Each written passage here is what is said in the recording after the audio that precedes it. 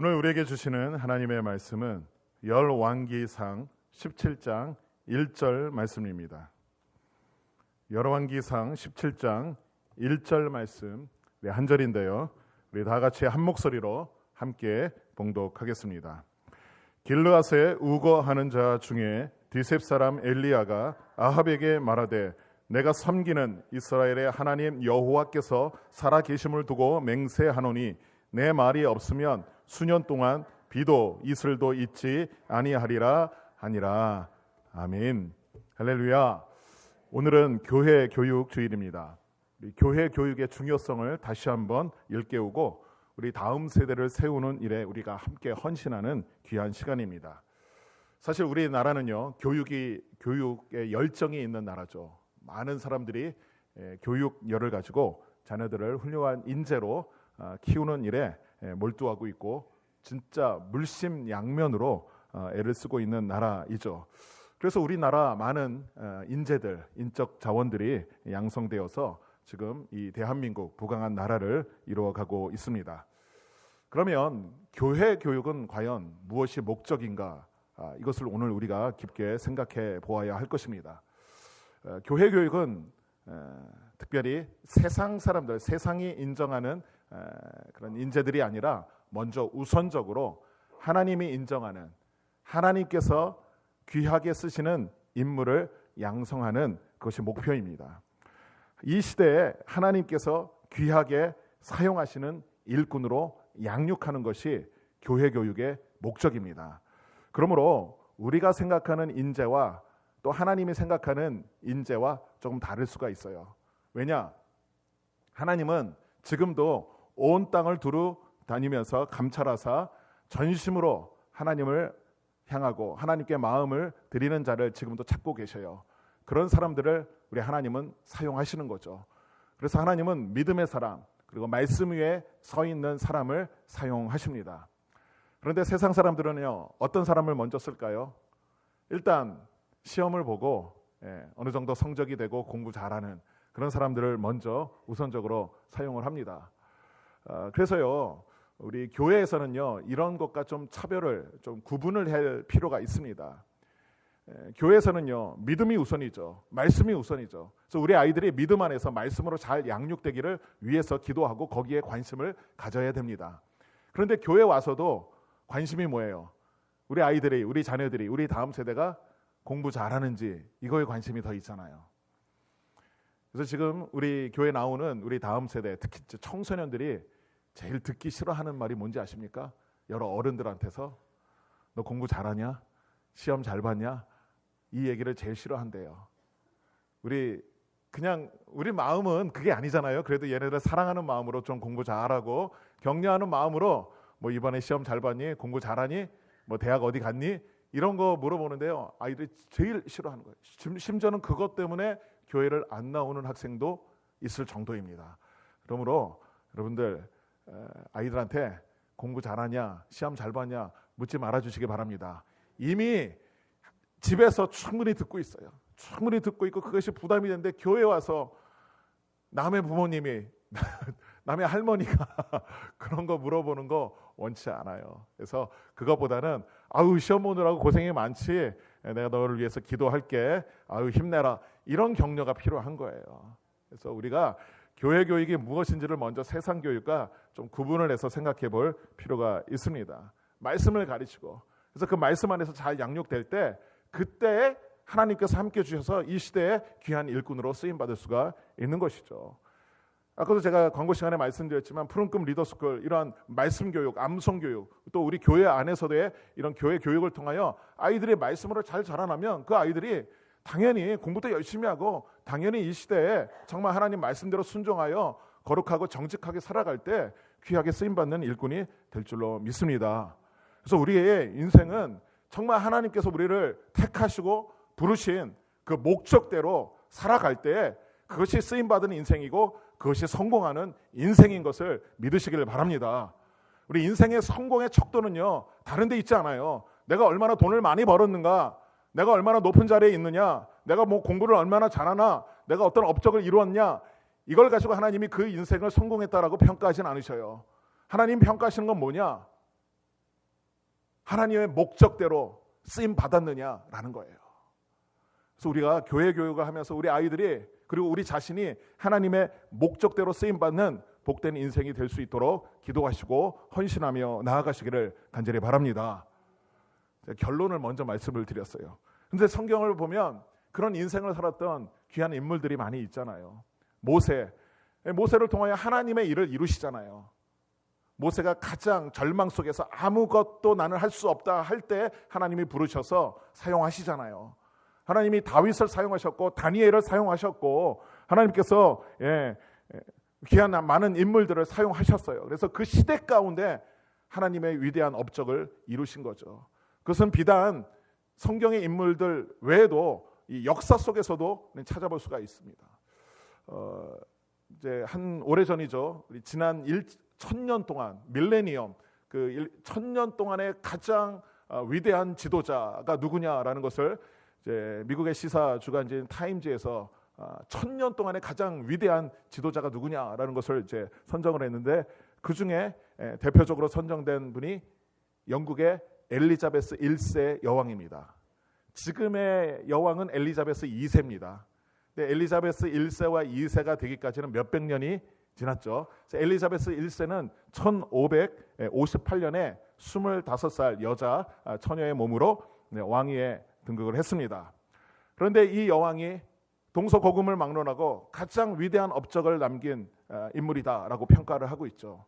그런데 그의 삶을 보면요, 이렇습니다. 그는 그 당시에는 이제 영국의 카톨릭과 기독교 종교개혁 시대였죠. 다툼이 있었고 전쟁이 있었던 시기였습니다. 그래서 그의 아버지는 헨리 8세였죠. 헨리 8세가 자신의 이제 하인 중에서 여자 하인 중에서 이제 이 엘리자베스 1세를 낳습니다. 그러니까 왕비에 의해서 낳은 것이 아니죠. 그래서 왕위 서열은 3위로 밀려납니다. 그래서 이 헨리 8세가 죽자 이제 왕위에 오른 사람은 자신의 이복 남동생이 먼저 왕위에 오르죠. 그런데 왕위에 오르자 몇 년 후에 죽습니다. 그리고 그 이어서 자신의 이복 언니가 메리 1세가 왕이 됩니다. 그도 몇 년 후에 죽게 됩니다.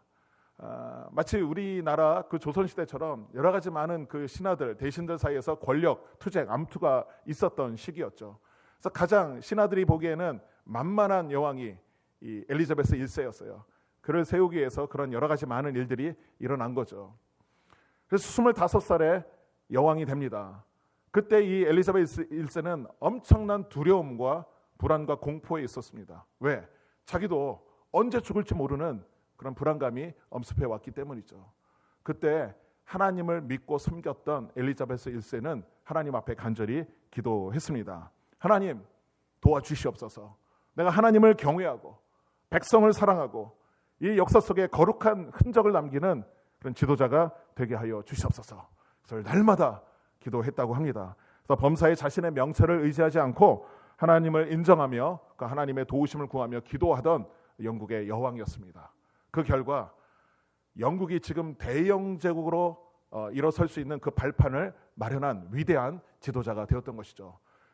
영국이 해상 강국이 된 것도 엘리자베스 1세 때죠. 그 이전에는 스페인이 바다를 다 장악을 했었습니다. 그 유명한 스페인 함대를 영국 함대가 무찔렀던 그 순간도 엘리자베스 1세의 시대였고 그 시대에 전 세계에 영향력을 끼쳤고 또 문화와 예술 다방면으로도 부흥기를 이루었습니다.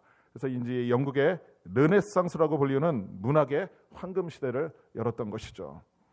그래서 인류 역사 속에 많은 지도자가 있지만 이 엘리자베스 1세가 가장 위대한 지도자다라는 역사의 평가를 지금 받고 있습니다.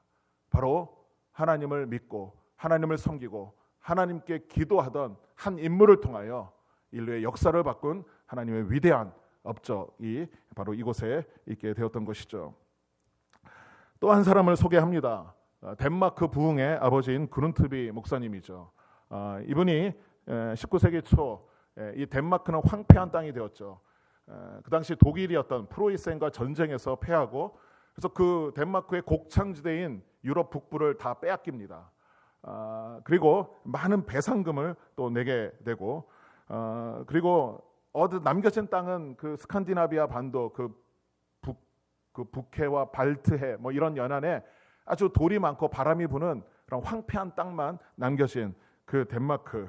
그래서 많은 사람들이 좌절과 시리에 빠졌고 어두운 사회 분위기 속에 많은 사람들이 알코올 중독자로 이제 점점 빠져들게 된 그 사회 분위기 속에 하나님을 믿고 하나님의 도우심 속에서 그 나라와 민족의 부흥을 위해서 기도하던 그룬트비 목사님.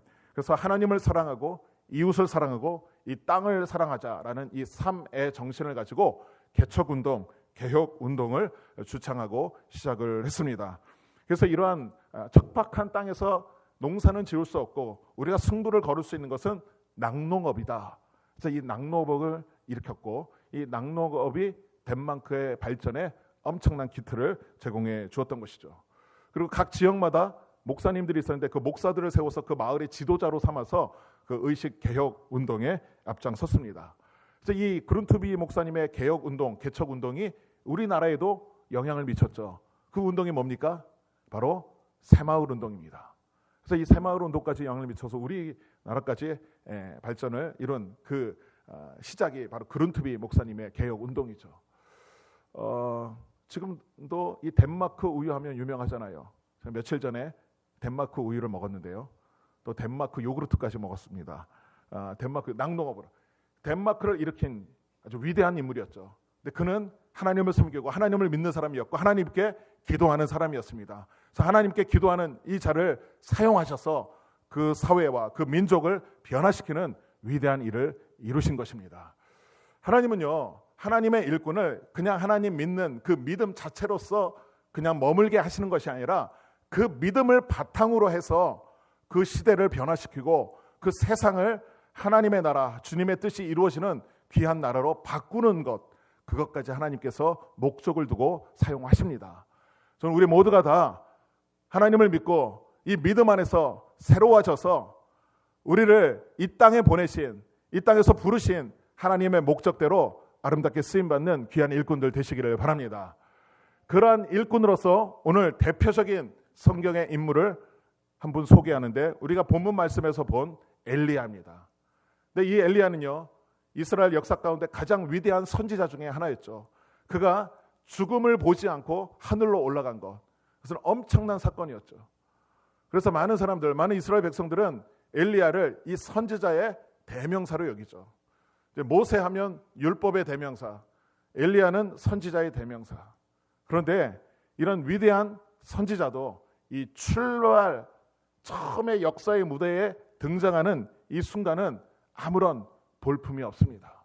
제가 오늘 딱 한 절만 소개한 것도 그 위대한 엘리야가 이 세상의 무대에, 이 역사의 무대에 어떻게 등장하느냐, 이것을 볼 때 우리에게 소망이 있기 때문에 이것을 소개하는 것입니다. 자, 보세요. 엘리야는 다른 선지자에 비해 어떤 설명이 없이 혜성같이 등장을 합니다. 갑자기 하늘에서 뚝 떨어진 것처럼 등장을 합니다.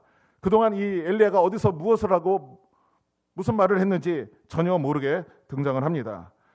자, 오늘 말씀 1절을 보면 첫 번째, 길르앗에 우거하는 자 중에 디셉 사람 엘리야가 길르앗에 우거하는 사람이었다라고 설명하고 있습니다. 이 길르앗이라는 곳은 이제 향료가 나는 아주 좋은 땅이죠. 거기에 우거한다. 그냥 길르앗에 사는 사람이라고 표현할 수도 있는데 우거한다라는 이 표현은 또 다른 표현이죠. 거기에 원래부터 살았던 사람이 아니라 떠돌아다니다가 거기에 정착한 사람이다라는 의미가 담겨져 있습니다. 그래서 이 히브리어 이 원어는 마치 땅이 없어서 그곳에 가서 일을 해주는 소작농가 같다라는 의미가 담겨져 있습니다. 이스라엘 백성들은요, 다 하나님께 분배받은 땅이 있었어요. 그래서 그 땅에서 농사 지으면서 먹고 살 수 있었는데 땅이 없었다라는 것은 그만큼 가난한 사람들, 그만큼 출신이 하나님의 백성이 아닌 또 다른 어떤 출신 성분이 좋지 않은 그런 사람을 의미할 수 있습니다.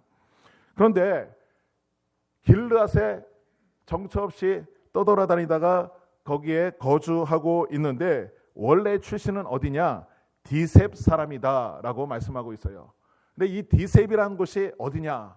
우리가 알 수가 없어요. 많은 추측과 추론을 하지만 디셉이 어느 위치에 있는지는 알 수가 없습니다. 왜? 성경의 이 디셉이란 지명은 오직 여기 열왕기상 17장 한 곳에만 등장을 합니다. 그러니 이 디셉이라는 동네가 어디 있는지, 무엇을 하는 동네인지 알 수가 없어요. 오늘 우리로 치면 나는 어디 출신이라 할 때 자신의 출신 고향 얘기하면 어느 사람들이 어느 정도 알잖아요. 근데 어디에 출신이다 하면 모르는 사람이 있으면 얼마나 깡촌일까요? 나 어디 출신이다 하면 거기가 어디 있어요? 우리나라 어디에 붙어 있어요? 마치 예수님이 나사렛에서 뭔가 선한 것이 무슨 날 수가 있느냐라는 그런 얘기처럼 디셋 사람이라고 했을 때는 아무런 출신 성분, 오늘로 치면 여러 가지 혈연, 지연 아무것도 없는 존재다라고 할 수가 있는 것입니다. 거기에다가 이 사람 이 엘리야의 아버지의 이름도 나오지 않아요. 성경은요 많은 인물을 소개할 때 누구의 아들, 누구의 아들 이런 소개가 있어요. 그런데 엘리야는 누구의 아들이라는 소개도 없습니다. 그냥 디셉 사람 엘리야입니다. 그의 아버지가 뭐 했는지 알 길이 없어요. 중요하지 않기 때문에 성경은 소개하지 않는 거죠. 오늘로 치면 아무런 내세울 것이 없는 그런 평범한, 오히려 보잘것없는 존재였지만 그 이름 하나로 하나님을 향한 신앙을 우리가 알 수가 있습니다. 바로 엘리야. 엘리야. 엘리가 뭡니까? 엘리 사박다니 할 때 엘리가 뭡니까? 나의 하나님이라는 거죠. 나의 하나님은 야훼 하나님, 나의 하나님은 여호와다라는 이름을 갖고 있어요. 이 이름 하나만을 가지고 역사의 무대에 등장을 합니다. 그런데 이 역사의 무대는 어떤 역사예요? 이 당시의 상황, 바로 아합 왕의 시대입니다. 이 디셋 사람 엘리야가 아합에게 당돌하게 선포합니다. 이 아합의 시대는 성경 역사 가운데, 이 왕들의 역사 가운데 가장 죄악이 심했던 그런 시대였죠. 그것을 설명하는 말씀이 바로 17장 1절 전에 16장 29절에서 33절에서 말씀하고 있습니다. 우리 그 말씀을 우리 함께, 제가 한 절 읽고 여러분이 한 절 읽겠습니다. 이렇게 읽어보겠습니다. 유다의 아사왕 제38년에 오므리의 아들 아합이 이스라엘의 왕이 되니라. 오므리의 아들 아합이 사마리아에서 22년 동안 이스라엘을 다스리니라.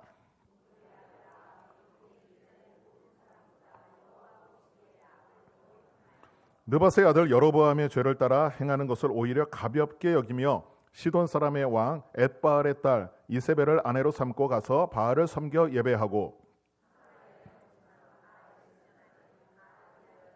함께 읽겠습니다. 또 아세라상을 만들었으니 그는 그 이전에 이스라엘의 모든 왕보다 심히 이스라엘 하나님 여호와를 노하시게 하였더라. 아멘.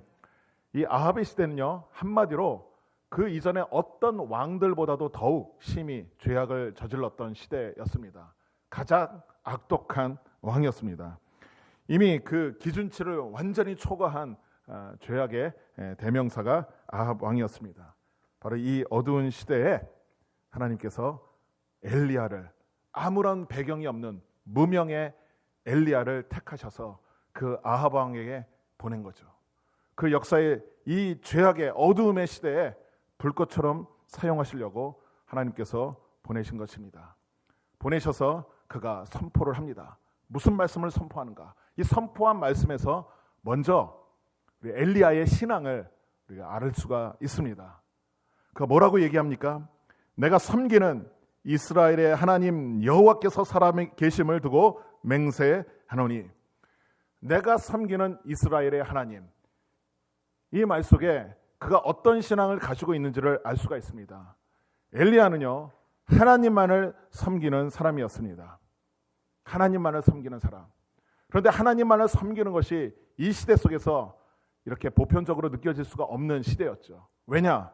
그 시대는 바알을 섬기는 시대였어요. 이 바알을 섬기는 시대, 모든 사람들이 다 바알을 섬기고 바알을 섬기는 것이 당연한 거고 하나님을 섬기는 것이 이상한 시대였습니다. 바로 그 시대 가운데 오직 하나님만을 섬기는 엘리야, 그가 내가 섬기는 이스라엘의 하나님, 그 하나님을 고백하고 있는 것이죠. 오늘도 하나님은요, 하나님만을 섬기는 사람을 찾고 계십니다. 그를 사용하셔서 하나님의 위대한 역사를 이루십니다. 저는 우리 모두가, 그리고 우리 다음 세대가 하나님만을 섬기는 귀한 일꾼들 되시기를 바랍니다. 이 시간 우리가 함께 이렇게 내 목소리로 고백했으면 좋겠습니다. 나는 오직 하나님만을 섬기겠습니다. 우리 좀 더 크게 했으면 좋겠어요. 이 고백이 하나님을 기쁘시게 하는 고백이 될 줄로 믿습니다. 하나님이 기뻐하시도록 나는 오직 하나님만을 섬기겠습니다. 나는 오직 하나님만을 섬기겠습니다. 아멘. 이렇게 하나님을 섬기는 자들 되시기를 바랍니다. 그 다음에 하나님의 살아계심을 두고 맹세한다라고 말씀하고 있어요. 하나님은 살아계신 하나님이다라는 것을 고백합니다. 오늘 우리가 하나님이 살아계신다라는 것을 확실히 믿어야 합니다. 하나님이 살아계시다라는 사실은 오늘 우리가 어떻게 살아가야 할지를 분명하게 가르쳐주고 있는 귀한 고백의 말씀입니다. 하나님은 살아계셔서 지금 여기 계십니다. 우리와 함께 하십니다. 지금 이 예배의 현장에 함께 하셔서 우리의 예배를 받으시고 우리 예배 가운데 은혜를 부어주시고 계십니다. 그것을 바라보시길 바랍니다. 그것을 알아야 돼요. 그리고 그 하나님은 살아계셔서 나를 사랑하시고 나의 삶을 인도하십니다. 이것을 믿으시기를 바랍니다. 그리고 하나님 앞에 내가 있다라는 이 믿음을 가지고 하루하루를 살아가야 됩니다. 그리할 때 우리는 죄를 짓지 않고 살아갈 수가 있어요. 하나님이 나와 함께 하시고 지금 내가 하나님 앞에 있는데 내가 어떻게 죄를 질 수 있을까? 요셉이 그런 고백을 했잖아요. 보디발의 아내가 유혹을 할 때 내가 어찌 하나님 앞에서 범죄하리요. 이것은 우리가 날마다 기억하고 날마다 고백하고 살아가야 할 삶의 모습인 거죠. 하나님은 살아계셔서 나와 함께 하시고 내 앞에 계십니다. 이것을 항상 인정하고 살아가시기를 간절히 바랍니다. 그리고 나서 이제 담대하게 선포합니다. 내 말이 없으면 수년 동안 비도 이슬도 내리지 아니하리라. 이것은 엄청난 쇼킹한 도전이었습니다. 왜? 그 당시에 바알을 섬기고 있었는데 이 바알은 어떤 신입니까? 바알은 풍요를 가져다 주는 신이고 그 풍요를 위해서 비를 주관하는 신이다라고 믿고 있었어요. 바알은 비를 주관하는 신이에요. 그래서 비를 내리게 하는 신이에요. 그런데 이 바알을 섬기고 바알을 믿는 그 사람들을 향하여 그 아합 왕에게 내 말이 없으면 수년 동안 비도 이슬도 내리지 않겠다라고 엄청난 도전의 선포를 하고 있는 것이죠. 그 이스라엘 땅은요 비가 많이 내리지 않죠. 그래서 적절히 간혹 내리는 그 이른 비와 늦은 비 그것을 통하여 농작물을 재배합니다. 그리고 비가 안 오기 때문에 이슬이 중요합니다. 그것은 이제 일교차가 심하기 때문에 그 일교차가 심한 것 속에서 아침마다 이슬이 많이 열립니다. 그 이슬이 또 여러 풀이 자라게 하는 좋은 영양분이 됩니다. 그런데 비뿐만 아니라 이슬까지도 내리지 않겠다는 것은 엄청난 저주였죠. 그것은 이스라엘 백성들을 모두 다 죽을 수밖에 없게 만드는 엄청난 도전이었죠. 이런 도전의 말씀을 담대하게 용기 있게 선포하는 것입니다. 어떻게 보면 목숨을 걸고 선포하는 것이죠. 그런데 이렇게 목숨을 걸고 선포할 수 있었던 비결은 뭡니까? 바로 하나님이 함께 하신다라는 믿음이 있었기 때문에 선포할 수가 있는 것입니다. 이것이 나의 사명이다 라고 생각했기 때문에 믿었기 때문에 목숨을 걸고 선포할 수가 있었던 것입니다. 마치 에스더가 죽으면 죽으리이다. 이런 고백이 어떻게 나올 수 있습니까? 나의 삶을 다스리는 것, 나의 삶을 인도하시는 분은 하나님이시다. 하나님이 나를 인도하시기 때문에 나와 함께 하실 것이다. 내가 죽으면 죽을 것이고 죽게 된다면 하나님께서 영광의 죽음으로 나를 인도하실 것이다 라는 그 믿음이 있었기 때문에 담대하게 나아갈 수가 있었던 것입니다. 오늘 우리의 삶 속에서 이런 담대함과 용기를 가지시기를 바랍니다. 하나님 이런 믿음을 가진 사람들을 사용하시는 거예요. 사용하셔서 하나님의 그 목적, 하나님 나라를 이루는 것을 위해서 귀하게 쓰시는 거예요. 그 귀하게 쓰임받는 인생이 진정한 성공한 인생이다라는 사실이죠. 우리 하나님께 정말 쓰임받는 인생으로 용기 있게 나아가시기를 바랍니다. 지금 월드컵을 하잖아요. 월드컵을 하고 있는데 월드컵 대표 선수로 국가대표로 축구 선수로 이렇게 선발되는 것이 엄청난 영광이잖아요. 지금 얼마나 많은 축구 선수들이 있습니까? 그런데 그 축구 선수들 중에서 국가대표가 되어서 그것도 월드컵이라는 곳에 딱 나갈 수 있게 됐다라는 사실. 이제 지금 국가대표인데 부상을 입어서 선발되지 못한 사람도 있어요. 근데 선발됐다. 그래서 얼마 전에 월드컵 하기 전에 축구 훈련을 하러 파주에 국가대표 훈련장이 있죠. 거기에 이렇게 입소하는 들어오는 국가대표 선수들 이렇게 사진을 쫙 찍었어요. 보니까 멋있게 딱 옷을 입고 가방 딱 끌고 가는데 어유 그 엄청난 영광의 자리에 가는 것처럼 아주 뿌듯하게 이제 가는 그 모습이 찍혀 있더라고요. 그렇게 선발돼서 가는 그 뿌듯함, 그 영광. 오늘 우리가 국가대표가 되어서 가는 것보다 더 위대한 하나님의 뜻을 이루기 위하여 선택되고 부르심을 받고 나아가는 하나님의 일꾼이라라는 이 자부심을 가지시기를 바랍니다. 우리 그보다 더 훌륭한 일들을 하는 하나님의 일꾼인 거예요. 그런데 월드컵을 보면요, 그 국가대표로 다 이제 소집이 됐는데 그 선수들이 다 그라운드에 나가서 뜁니까? 다 못 뛰어요. 그 중에서 컨디션 좋고 잘하는 사람들만 주전으로 뛰게 되는 거죠.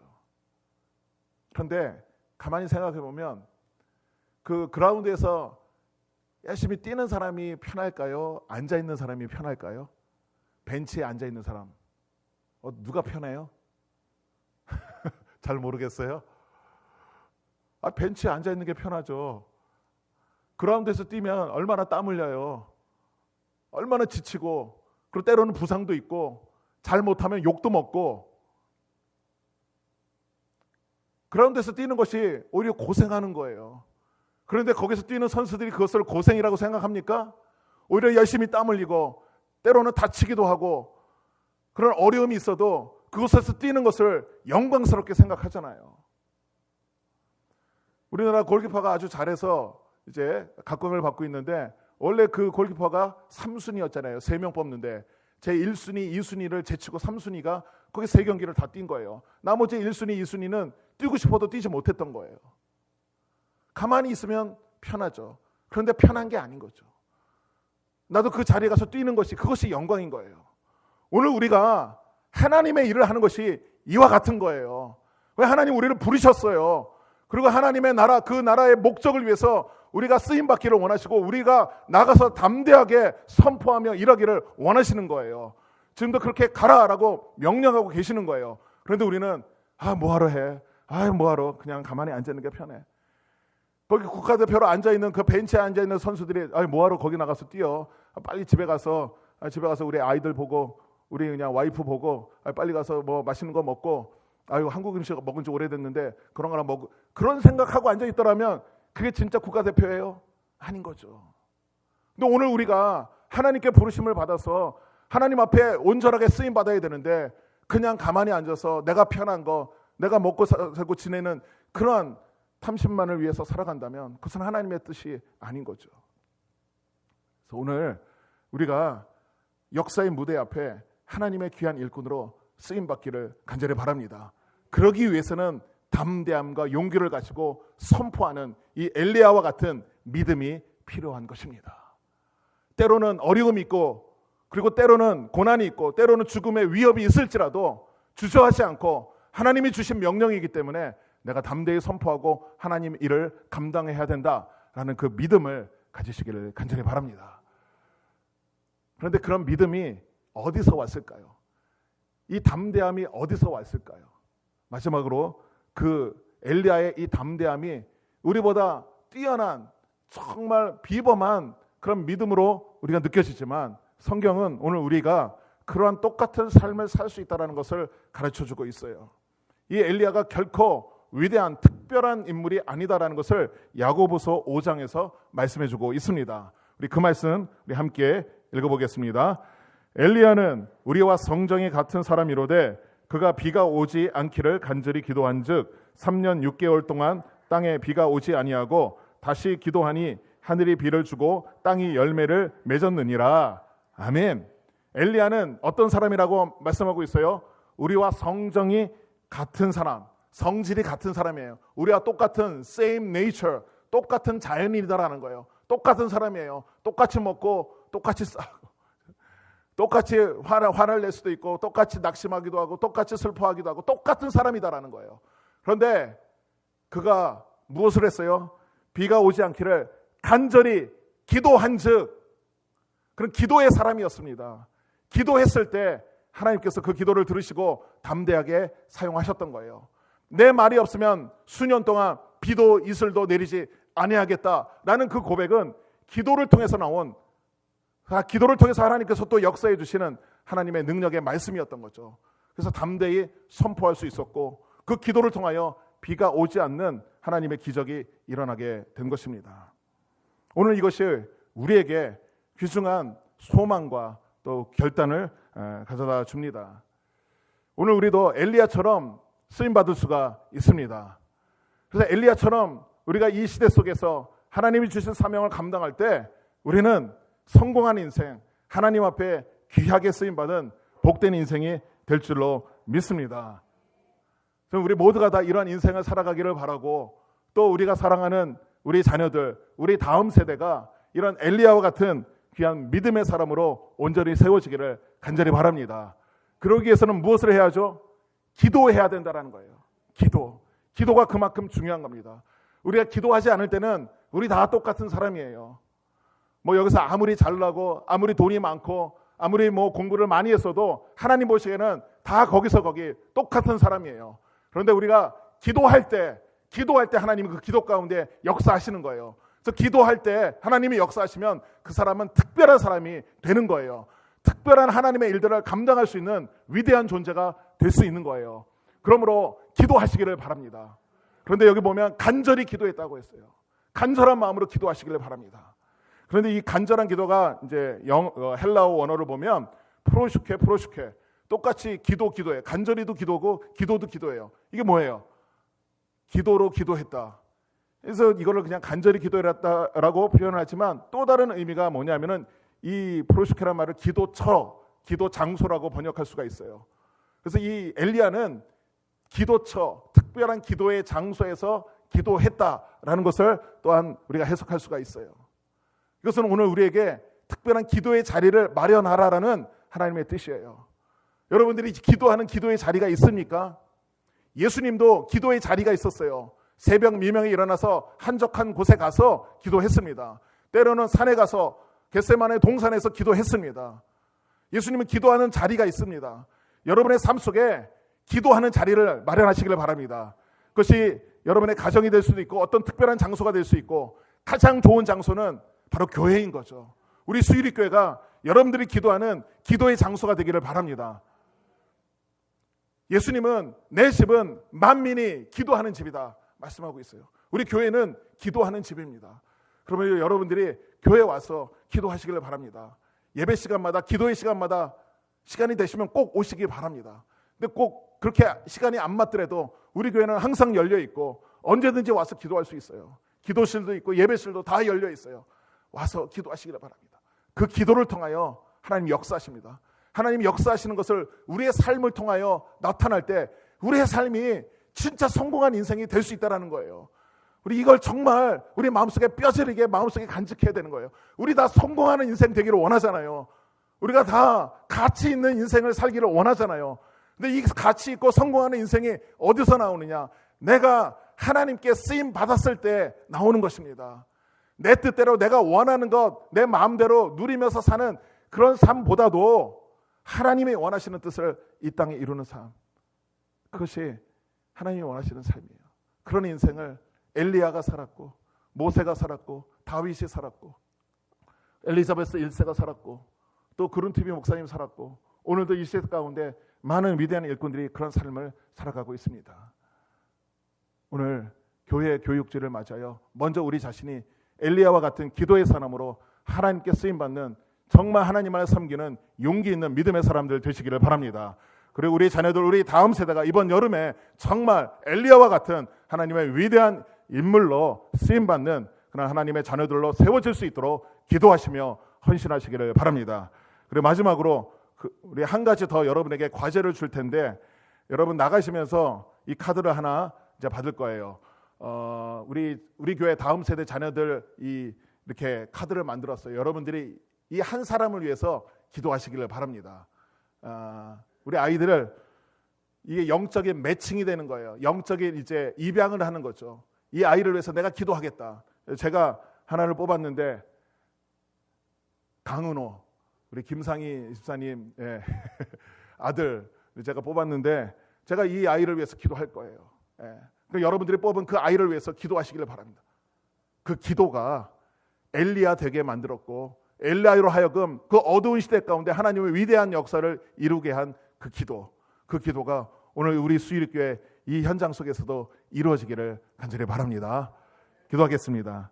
시간 주신 말씀 기억하면서 하나님, 오늘 이 어두운 시대 가운데 하나님 주님의 일꾼으로 우리를 불러주셨는데 온전히 쓰임받을 수 있도록 엘리야와 같은 위대한 하나님의 인물이 될 수 있도록 기도하며 하나님만을 섬기며 하나님의 살아계심을 날마다 기억하며 오늘 이 시대 속에서 내가 어떻게 살아가야 할지를 정말 깨닫고 용기와 담대함을 가지고 주의 말씀에 순종하며 승리하며 사는 우리 모두가 되게 하여 주시옵소서. 우리 다음 세대 우리 자녀들이 엘리야와 같은 위대한 하나님의 일꾼이 되어서 이 역사와 이 시대 속에 하나님의 거룩한 일들을 감당하는 귀한 일꾼으로 온전히 세워지게 하여 주시옵소서. 이번 여름에 하나님의 그런 놀라운 은혜의 역사들이 있게 하여 주시옵소서. 우리 다 같이 주여 한번 크게 외치고 간절한 마음으로 통성으로 결단하며 기도하겠습니다.